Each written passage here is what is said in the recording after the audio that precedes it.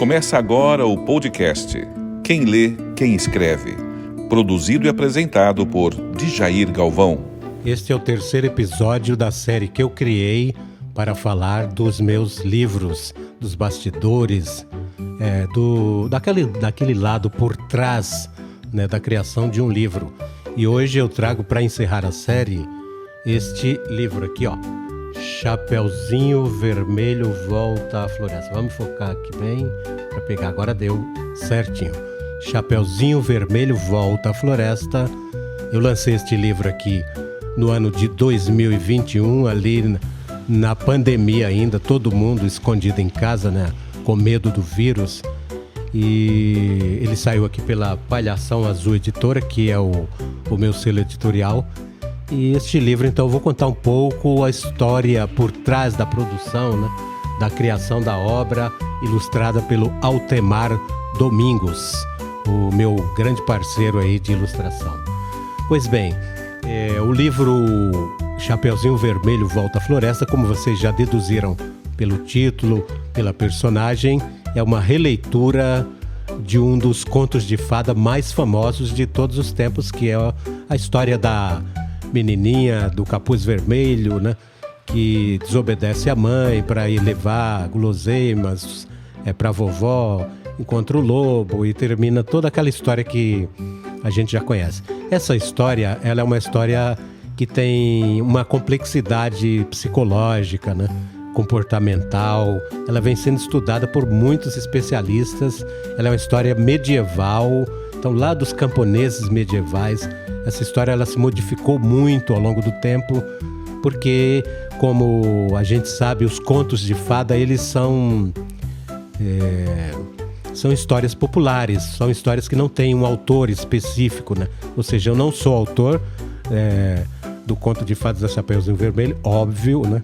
Mas eu posso, pela liberdade literária, pela liberdade de criação literária, eu posso fazer uma releitura. E este conto, além de ser muito famoso, muito popular, um dos mais populares de todos os contos europeus de todos os tempos, ele tem mais de 350 versões diferentes, com diferentes situações em que a personagem foi colocada, e muda, inclusive, a estrutura do conto, ele muda de acordo com a região do mundo onde ele foi adaptado, né? Porque termina sendo, na prática, uma adaptação. Então aqui, esta é a minha releitura do famoso conto da Chapeuzinho Vermelho. Aqui eu vou mostrar de novo a capa, focar melhor. Ó, tá vendo? Chapeuzinho Vermelho Volta à Floresta. Às vezes desfoca um pouquinho, mas agora pegou legal. Chapeuzinho Vermelho Volta à Floresta. Ilustrações muito bonitas. Eu vou só passar aqui só para atiçar a curiosidade, né? O Altemar Domingos é um cara muito bom nessa brincadeira aí de ilustração. Ele produz com muita facilidade uma história que não tem nada a ver com a outra e cria situações e personagens muito bacanas. E depois eu vou mostrar, inclusive, aqui umas particularidades. Mas voltando, então, como eu dizia, os contos de fada, e este aqui em específico da Chapeuzinho Vermelho, eles são um produto da imaginação popular de séculos. Então o conto da Chapeuzinho Vermelho remonta lá ao período medieval dos camponeses, e os contos de fada, eles foram criados para assombrar os adultos, né? Os adultos precisavam dormir mais cedo. Então, aquelas rodas de conversa no início da noite, muitos desses contos, de vários dos contos das histórias fantásticas da humanidade, surgiram à beira da fogueira, né? Contos sobre caçadas de animais, sobre poder, valentia, né? Os perigos que o homem, lá nos primórdios, enfrentava no seu contato ali com a natureza. Ele não tinha o que a gente chama de o domínio de certas técnicas para se desvencilhar dos perigos, principalmente dos animais de grande porte, né? Desde o período lá da Idade da Pedra. Mas vamos falar aqui mais especificamente do processo aí de criação desta releitura. Eu vou só lembrar o seguinte: o conto da Chapeuzinho Vermelho, como eu falei, tem muitas releituras, tem muitas interpretações. As que ficaram mais famosas entre nós aqui no Ocidente foram as criadas pelo francês Charles Perrault, lá no final do século XVII, e aquela outra adaptação, a recontagem, feita pelos irmãos alemães Grimm, os irmãos Grimm, famosos contadores de histórias alemães, os irmãos Grimm. Então, isso aí, eles fizeram essa recontagem, vários contos, né, lá já no final do século XIX. Então, a história clássica tem dois finais, inclusive. O final que o Charles Perrault conta, que é aquele negócio da moral da história, né? A Chapeuzinho Vermelho precisava aprender a não desobedecer a mãe, não desobedecer as mocinhas, não podiam desobedecer o que dizia a família, o que dizia a mãe. E no conto dos irmãos Grimm, a mesma história, eles fizeram aí um final meio que trazendo um senso de justiça, que é esse final que a gente conhece mais por conta das adaptações feitas pela Disney, né? Então, no finalzinho, o conto todo mundo lembra. Eu não, só para reforçar, este meu livro aqui, Chapeuzinho Vermelho Volta à Floresta, não é eu não conto aqui a história da Chapeuzinho Vermelho. Eu pego de outro ponto onde a história parou, que é exatamente isso que eu vou falar. Os irmãos Grimm, então, terminam com o final é clássico, né, muito conhecido. O lobo, então, é descoberto depois de ter engolido a vovó, de ter engolido a Chapeuzinho Vermelho. Ele estava lá na barriga e tal.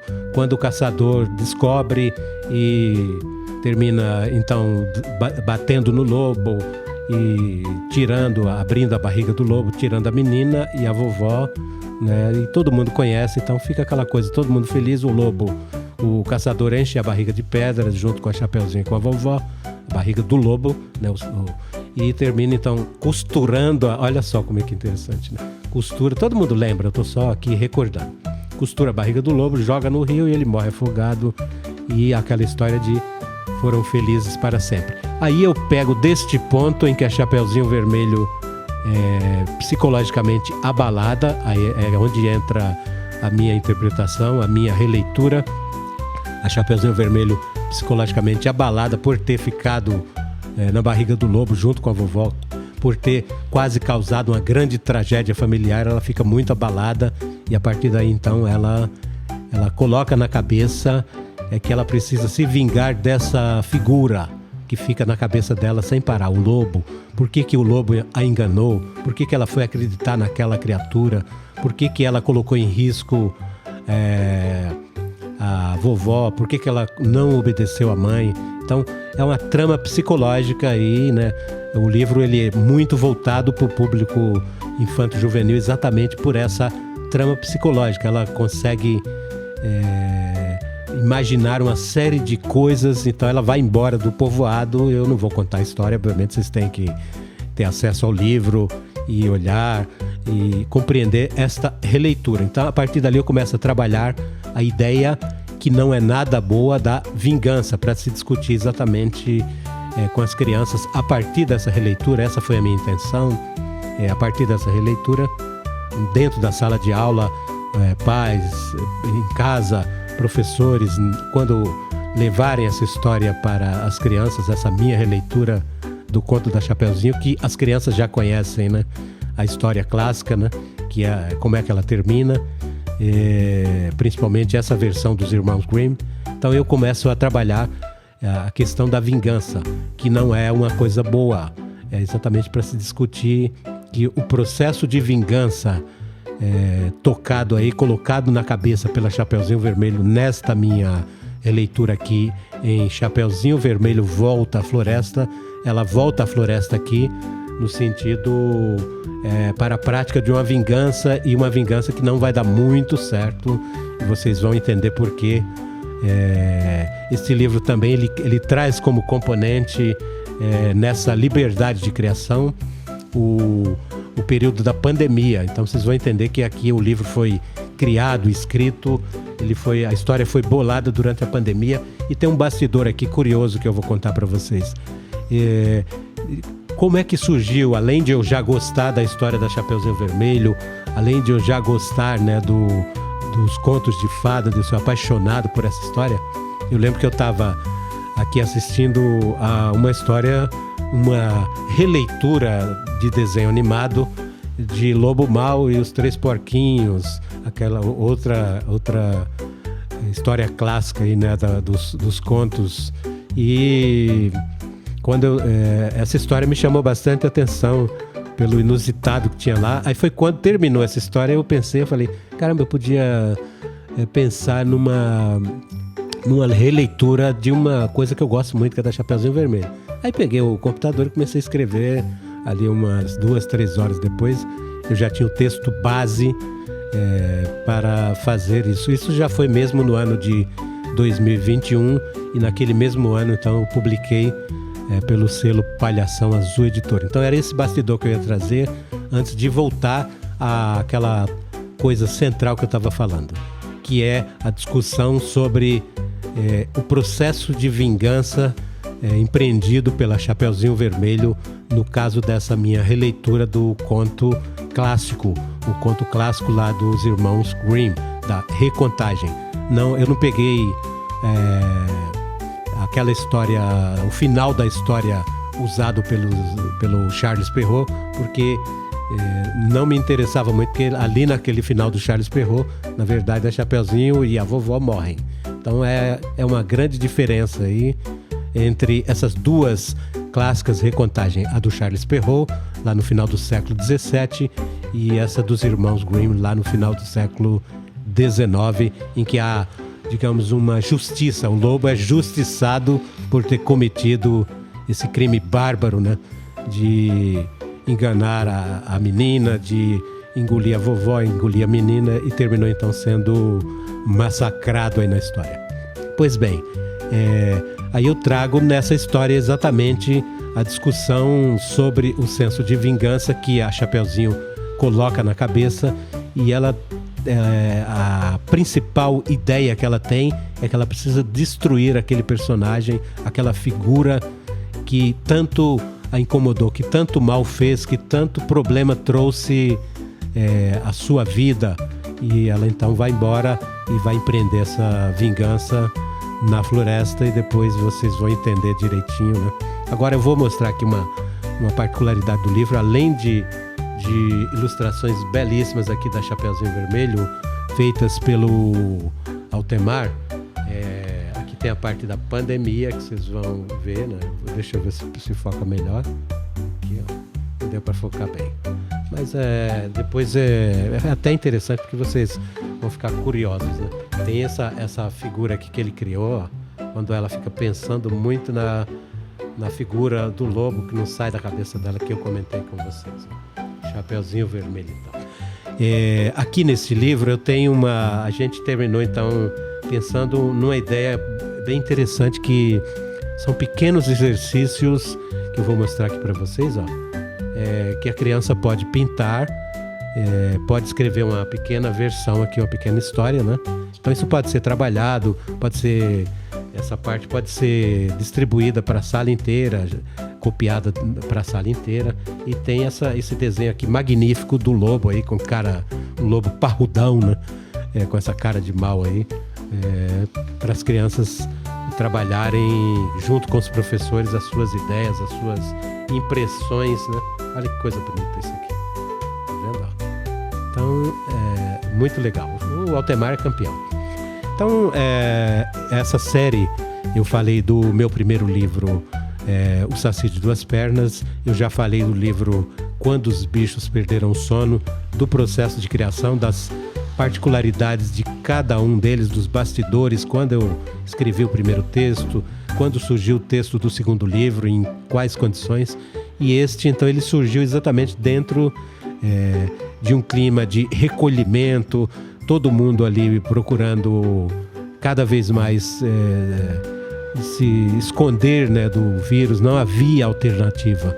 E todo mundo, então, naquela situação, eu, você e todo mundo, né? Eu terminei vendo essa história que eu falei dos 3 porquinhos, uma história muito maluca, de Lobo Mau e 3 porquinhos. Isso me inspirou, além da minha ligação muito histórica, muito grande com os contos de fada. Eu sempre tive, desde criança, essa imaginação muito solta. Então, ao começar a ler os contos, eu ficava viajando, como toda criança, né? Por isso que a literatura infantil tem essa capacidade de fazer com que as crianças viajem para outros mundos. A literatura, como um todo, obviamente, tem esta capacidade, tem essa característica. Agora, a literatura infantil, ela tem esse tom do mistério, das coisas sobrenaturais, das coisas fantásticas, né?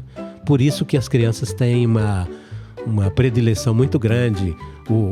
Aí entra dentro do processo as adaptações, as contagens. Tem muitos podcasts, tem muitos blogs, tem muitas histórias aí, né, já voltadas para recontagem.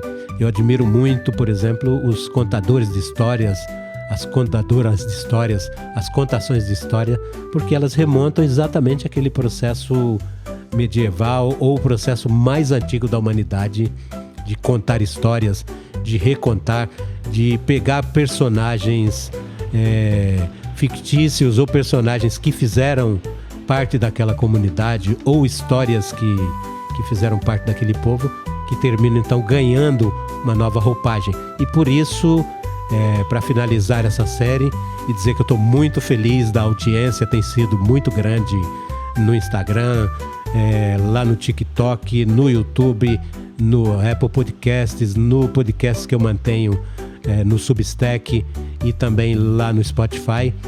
Tem sido muito grande a audiência, eu agradeço a todo mundo, vocês que vêm acompanhando, e dizer que eu me sinto muito feliz de poder compartilhar essas histórias nessa série e a gente entender que o processo de criação das histórias infantis, infanto-juvenis, a literatura infantil tem esse poder transformador de colocar na cabeça da criança hipóteses, possibilidades para que ela comece a pensar e criar suas próprias histórias, recriar. É muito reconfortante, gratificante quando os pais às vezes me mandam um e-mail ou me encontram e falam: ó, Jair, meu filho pintou aquela, lá do livro da Chapeuzinho, pintou a Chapeuzinho Vermelho, ela adora o lobo, ele é louco pelo lobo mau. O Saci de Duas Pernas passou a fazer parte da discussão na escola. O livro dos bichos, os professores começaram a fazer o uso dele.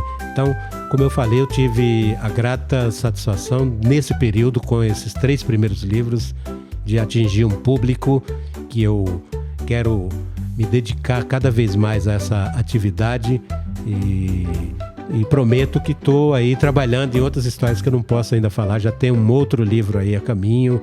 Aliás, eu tenho 2 ou 3 outras produções aí que estão a caminho. Estou só aí juntando umas histórias, fazendo umas ligações aí mentais para próxima produção, tá bom? Pessoal, e esta foi a série sobre os meus 3 livros aqui no podcast Quem Lê, Quem Escreve.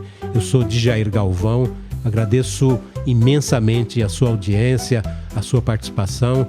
Você pode se inscrever no canal da editora ou no canal do Djair Galvão lá no YouTube. Você pode acompanhar na página da editora Palhação Azul lá no Instagram, se quiser seguir. Pode seguir a newsletter que eu publico no Substack, ou seguir lá no Spotify. Então tem muitas coisas por aí. Um grande abraço e até a próxima.